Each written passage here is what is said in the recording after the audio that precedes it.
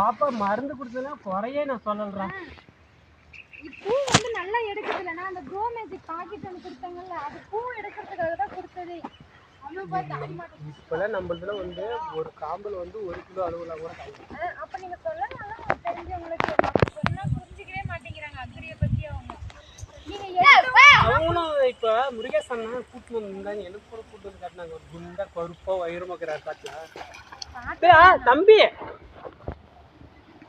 இங்க பாரு, அடிச்சு கொடுங்க அப்புறமா.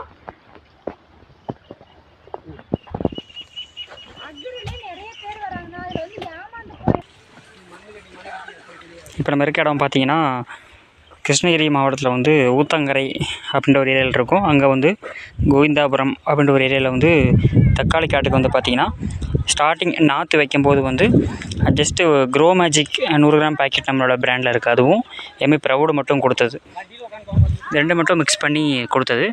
அது ரிசல்ட் பார்த்திங்க அப்படின்னா அந்த விவசாயி சந்தோஷமாக சொல்லிகிட்ருக்காரு. இப்போ தான் இன்றைக்கி தான் வந்து காலையில் காய் எடுத்திருக்காங்க. இன்றைக்கி டேட்டு தான் காய் எடுத்திருக்காங்க. எடுத்ததுக்கப்புறம் பாருங்கள், ஒரு காம்பு எடுத்தால் அதில் பாருங்கள் மினிமம் 4, 5, 6 அப்படின்றது ஒரு லைனில் வந்து 4, 5, 6 இருக்குது. ரிசல்ட் வந்து நல்ல ரிசல்ட், அருமையான ரிசல்ட் இருக்குது. வேறு மருந்து உரம் கொடுக்கல, க்ரோ மேஜிக் ப்ரௌடு மட்டும் தான் கொடுத்துருக்கு. அடி உரம் கேட்டிருக்காங்க, அடுத்து கொடுக்க போகிறது. சூப்பரான ரிசல்ட் வந்துருக்கு. இந்த காய்க்கு பாருங்கள், எந்த காயிலையுமே குத்தல் இல்லை, வெம்பல் இல்லை, காய் தெளிவாக இருக்குது. அதே போல் இலை பாருங்கள் பச்சை பசைன்னு தான் இருக்குது. வேறு கெமிக்கல் மருந்து ஒரு அடிக்கலை, பூச்சிக்கு மட்டும்தான் அடிச்சிருக்காரு. மற்ற எதுக்குமே இன்றைக்கி வரைக்கும் மருந்து அடிக்கலைன்னு சொல்லியிருக்காரு. ரிசல்ட் சூப்பராக இருக்குது, பார்த்து தெரிஞ்சிருக்கும். அருமையான ரிசல்ட்டு. விவசாயி சந்தோஷமாக பேசிகிட்ருக்காரு.